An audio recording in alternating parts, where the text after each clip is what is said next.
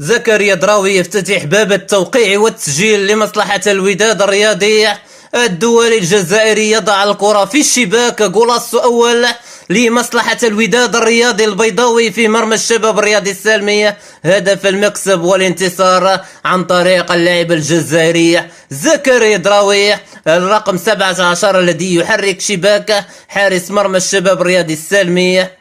الهدف أتى عند حدود الدقيقة 83 من عمر المقابلة.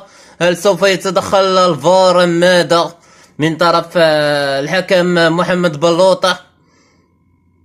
زكريا دراوي الرقم 17 بعدما سجل هدفا أول، هدف من داخل منطقة الجزاء، وحكم الساحة محمد بلوطي يتحدث مع تقنية الفيديو والريفيو والفار. حاليا الوداد هدف من قدم زكريا دراوي وشباب السوالم الرياضي 0.